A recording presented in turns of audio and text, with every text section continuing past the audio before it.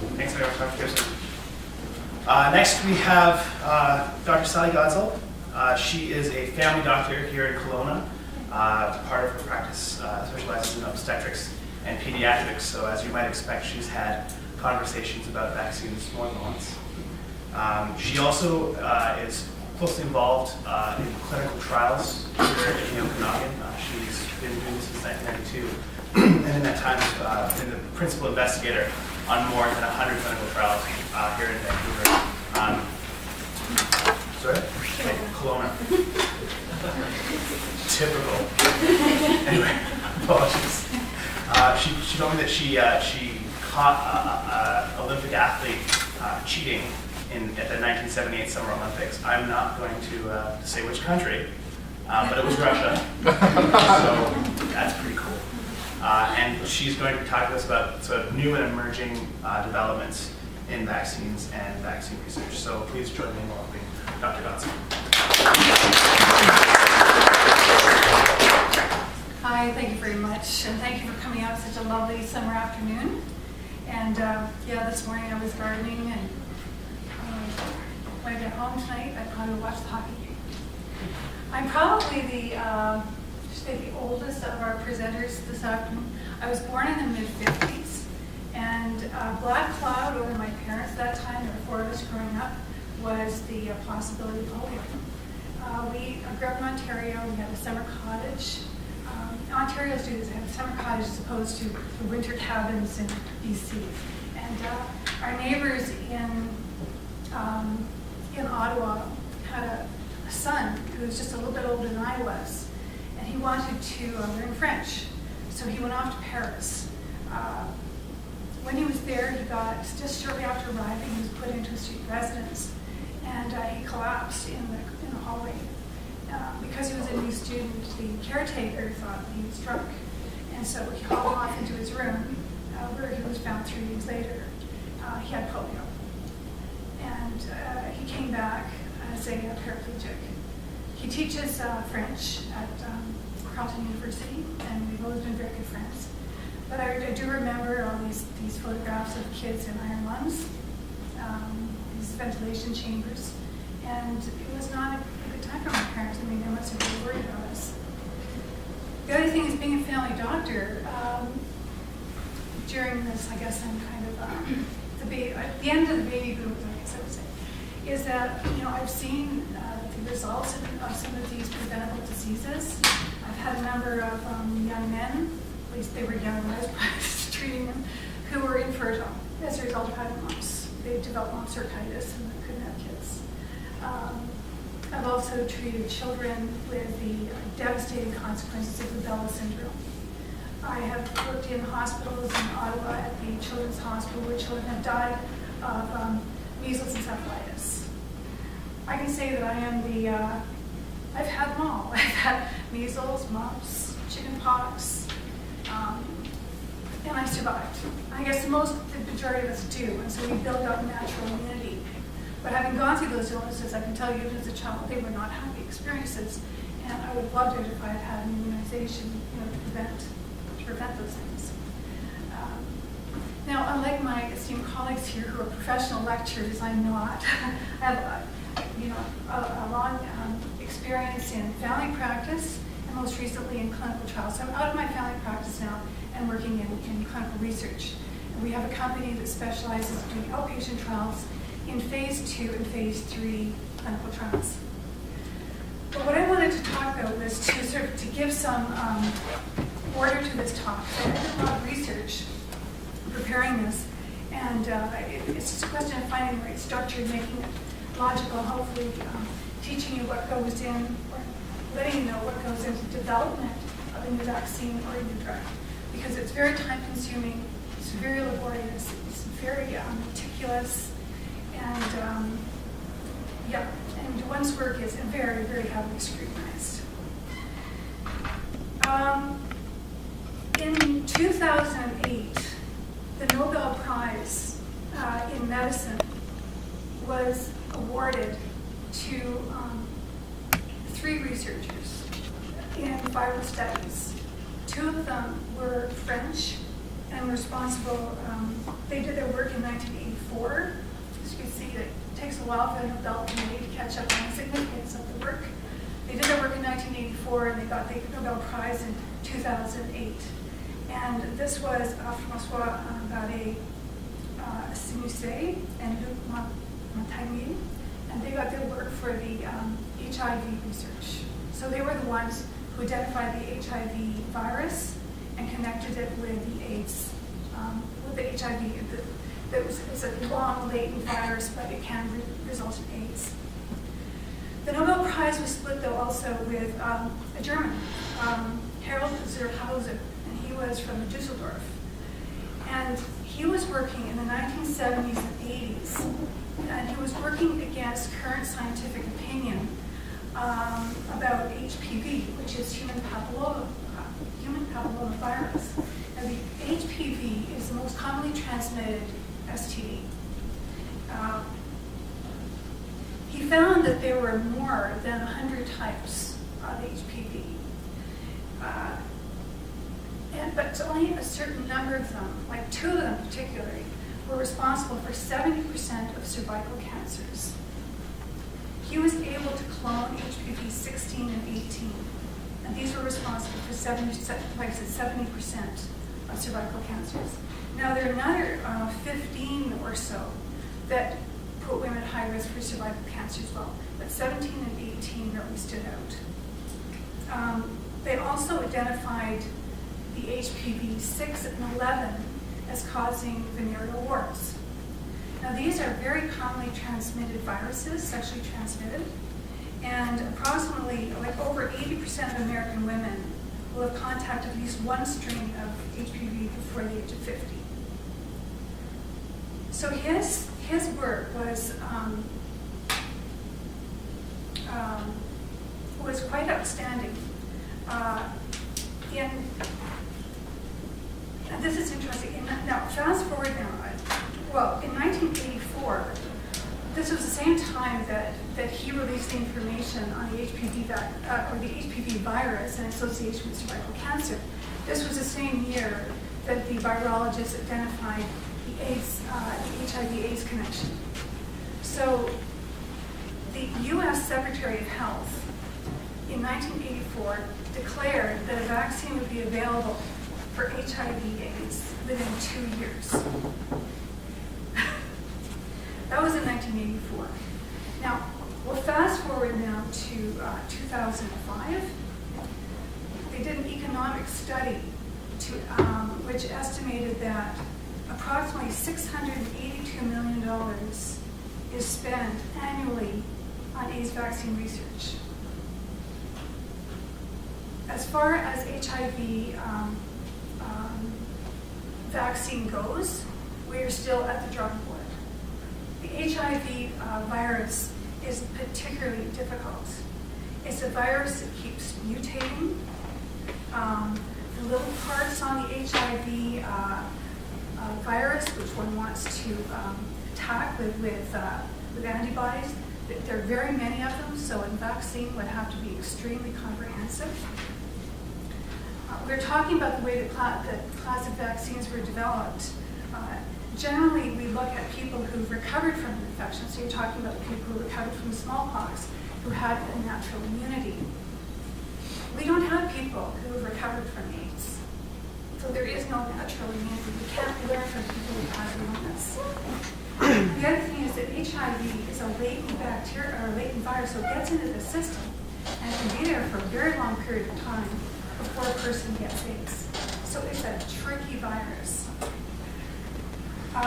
They tried killing the HIV virus to see whether or not that could provoke an immune response, but that doesn't work.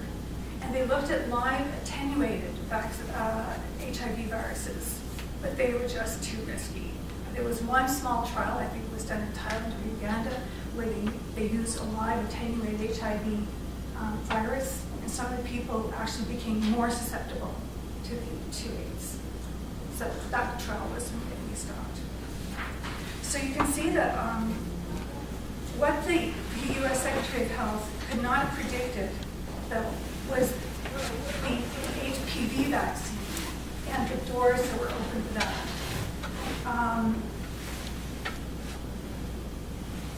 The one thing that this German scientist did is he was very generous in terms of donating to science. So all the work that he did over a decade, for which other scientists really were very dismissive of his work, he shared with the scientific community.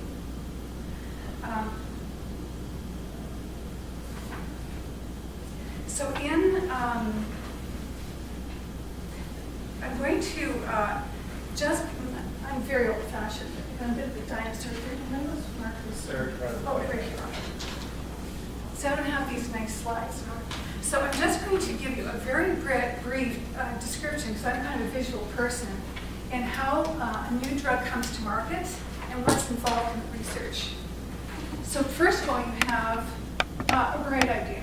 All right, this is supposed to be a light bulb. And you have a period of time, and that's called the pre-discovery phase.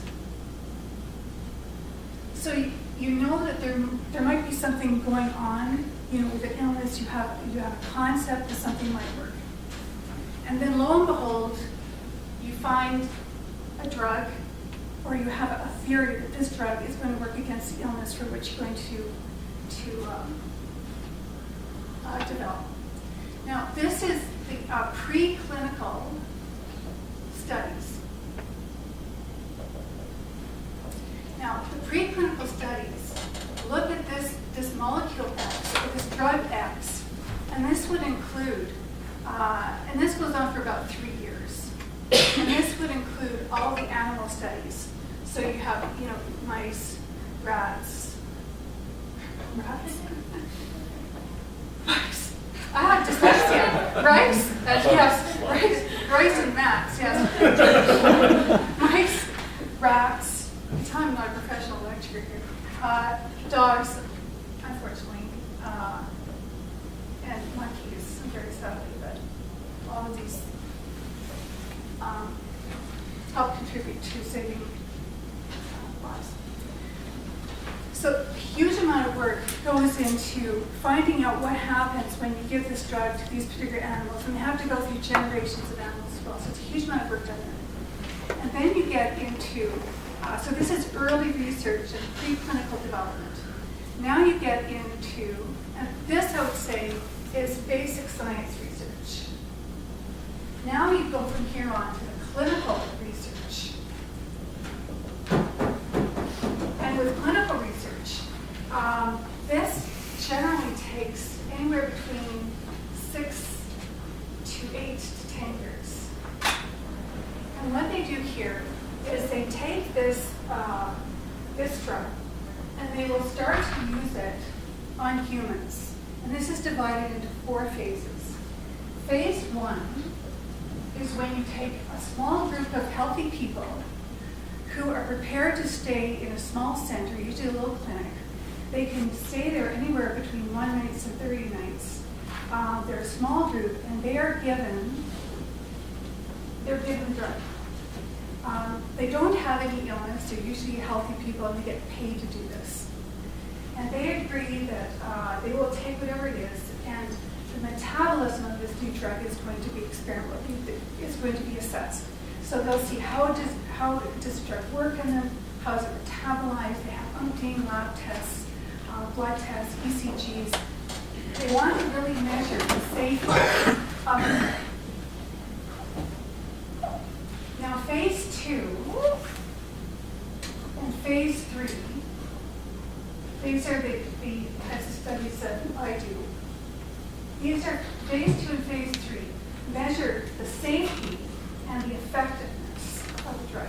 Now, in phase 2, you take a fairly small group of people, maybe in the hundreds, and you expose them to the medication, and you make sure that, now these are people who actually have the condition for which you want to study, but they don't have any other comorbid conditions. Otherwise, they're in good health. They just have that one thing you want to study.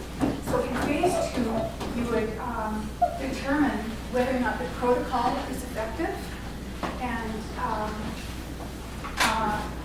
if there are problems with the protocol or the way it's being studied, and and you would see what the outcome is in terms of efficacy and effectiveness. Now that takes about 6 to 8 to 10 years.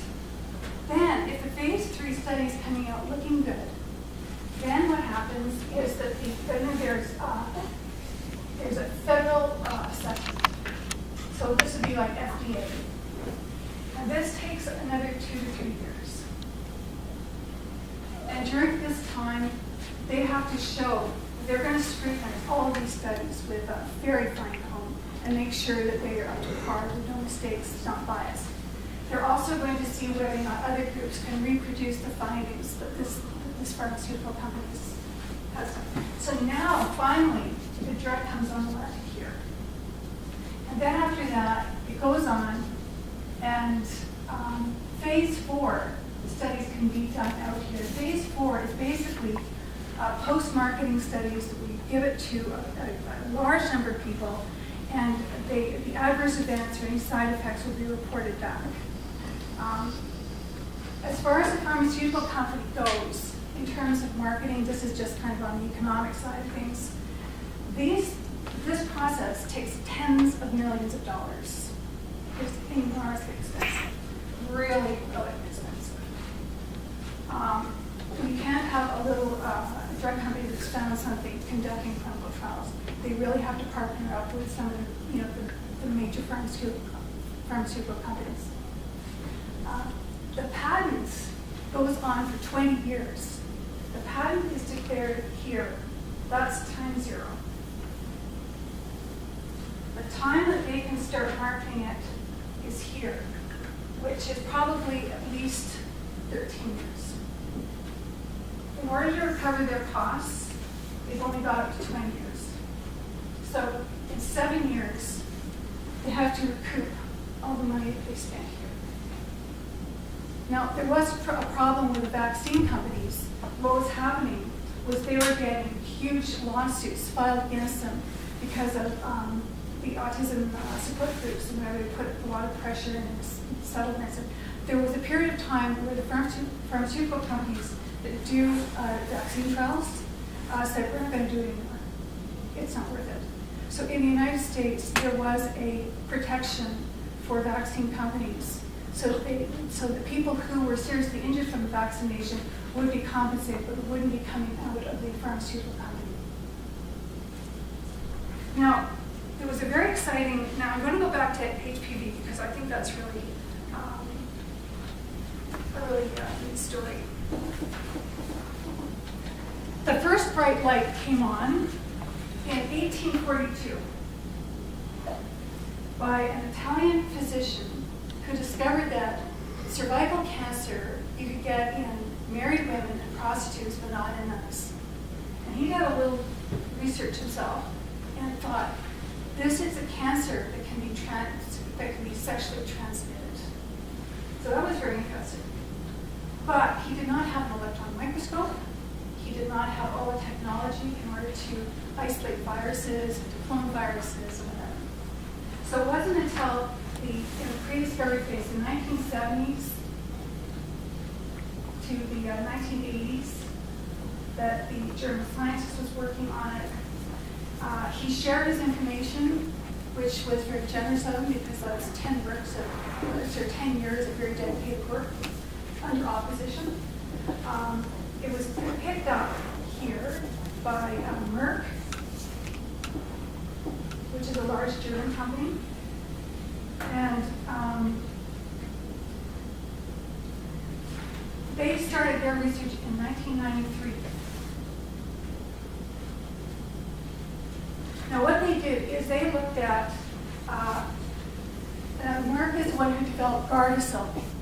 And Godsell is an immunization which protects against the HPV 6 and 11, which are the warts, and against 16 and 18, which produce cancer, the 70%.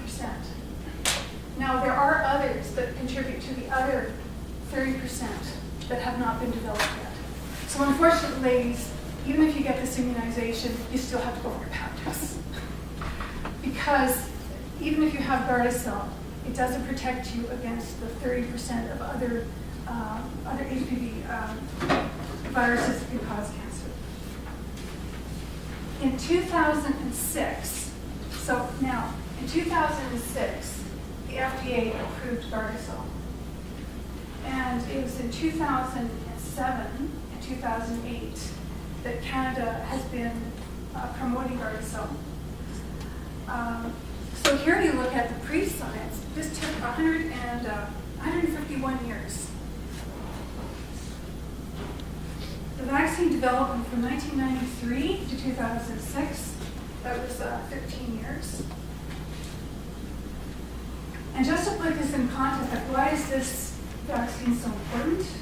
Well, 500,000 women in the world every year are diagnosed with cervical cancer. 250,000 women in the world die out. In the United States, there are 11,000 new cases every year, and 4,000 of those women die. 80% of these viruses occur in underdeveloped countries. Only 41% of those women have medical care. So if you can see that if we can distribute medication like Godsell to underdeveloped countries, that would make an absolutely enormous life-saving measure. What is really interesting about this vaccine is this is the first vaccine that vaccinates against cancer and also against venereal warts. Well, venereal warts aren't very nice to have, but they're not going to kill you. But cervical cancer does. Now, I know I'm kind of running out of time, but I'm going to talk a bit more about some new vaccines coming down the road and a bit more about cancer vaccines. On the pediatric side, there's a bacterial meningitis. Now, bacterial meningitis can cause brain damage, hearing loss, and death in children. And before 1990, Haemophilus influenza type B was a leading cause of meningitis. So we do have a vaccine for that, the H1B vaccine, which is incorporated in part of the regular vaccines. There is a new one, though, to cover meningococcus. The existing meningococcal vaccine does not cover meningococcal B. There's a new one that does. So you probably, the province is going to have to decide if they're going to spend some of their money on these newer vaccines. The baby rotavirus vaccine that was mentioned earlier. Rotavirus is a very common virus. It causes vomiting and diarrhea. In babies under the age of 2 are most susceptible for getting really sick with it, with dehydration. About 15% of these kids end up in the emergency ward, and 7% require admission. It's one of the leading causes of death in little children around the world. Right now, we do have a rotavirus vaccine, which is relatively new. It's covered in BC, Ontario, Quebec, and PEI. But the other provinces, again, they have to decide, if they're going to be vaccinating all the kids. The World Health Organization is calling for global immunization. But each of these immunizations costs $200. The Godsell, by the way, costs about $50. I should say as well about Godsell. Godsell for boys was approved for boys the ages of 13 to 26. It would be a good idea to vaccinate those young boys, first of all, so that they don't infect their partners when they get older, and also that it protects them from anal cancer, penile cancer, particularly common in men who have sex with men. As for the girls, in most provinces, it's covered for ages 12 to 25, but there's good literature to show that Godsell is also effective in women up to the age of 45. A quick note on travelers. There are 2 new vaccines that are on the market. Juperol is one, and that's for E. coli, enterotoxic E. coli, which is particularly nasty. You take 2 doses before you travel, and it's good for 3 months. So those people who underline, let's say, inflammatory bowel disease or who are traveling to remote areas, it could save them from nasty E. coli infection. There's also Pivotif, which is effective against Salmonella typhi, and that's good for 7 years. And I'm going to wrap up my talk talking about cancer vaccines. Now, so far we've talked about vaccines that protect from viruses and bacteria, and it's a very exciting cancer vaccine in itself. But we're talking about vaccines to actually prevent illness. Now, what about if you actually have an illness? Can you boost the immune system to help fight off the bad cells? And the answer is this has been attempted for a long time, and it hasn't been very, very successful up to now. But there's a very interesting journal called, I love the name of this, called Fierce Vaccines, published in October 2011, and they discussed the 10 most promising therapeutic vaccines. The first cancer vaccine that was approved by the FDA was in April 2010, and this was against certain types of metastatic prostate cancer. And this medication is called Provenge. It was shown to extend the life of men with metastatic prostate cancer by about 4 months. So it's kind of a promising first step. However, you may get over this one. The course of one Provenge treatment costs $93,000.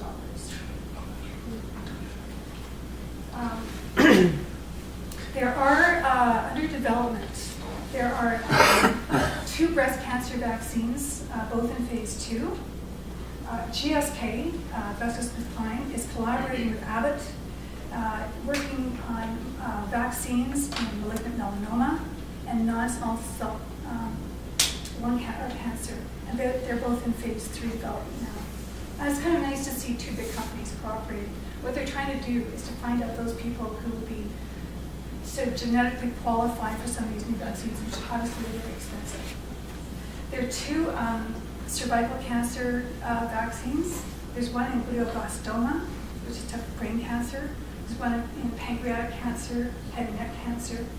The head and neck cancer actually is an HPV virus again. It's in phase 2. And interestingly, the agent they use to develop this vaccine is they attach it onto an attenuated listeria bacteria as the agent. So listeria is that thing that was on cantaloupe that killed all those people.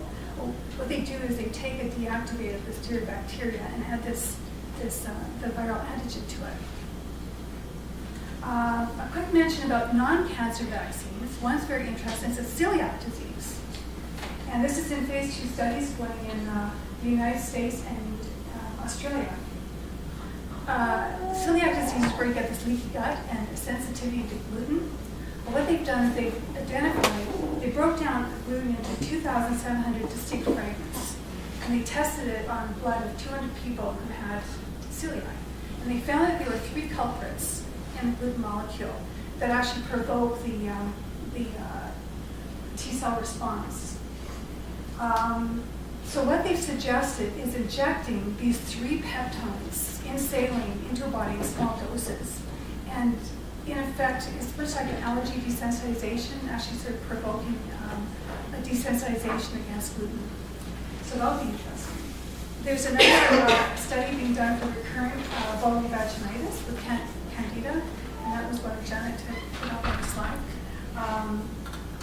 And there they're using the flu virus associated with Candida in order to help with chronic vulvovaginitis, and which is a condition that affects up to 7% of women. And my last note here is on personalized vaccines. So we're really getting high tech, and this is in follicular non-Hodgkin's lymphoma, which is the cancer of the lymphatic system. It's an incurable cancer. People are given chemotherapy for it, but what can happen is after chemotherapy they can relapse and then it's incurable. So what they have found what they've done is they've taken some of the cancer cells from these lymphoma patients, they've developed antibodies against it, and so when a person has finished their chemotherapy, then they inject them with the antibodies in order to prevent recurrence. So that's really high-tech stuff. That's it in a nutshell.